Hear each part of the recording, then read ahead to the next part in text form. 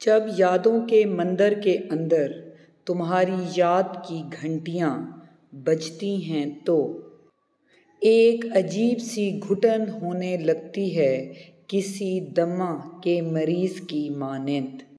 खींच खींच कर मुंह से सांस लेनी पड़ती है। तन्हाई की खिड़कियां खोलने से भी इस कैफियत में कोई कमी वाक़या नहीं होती। बेचैनी इस कदर बढ़ जाती है कि बंदे को समझ ही नहीं आती कि वो बंद कमरे में बैठा रहे या बाहर भागे।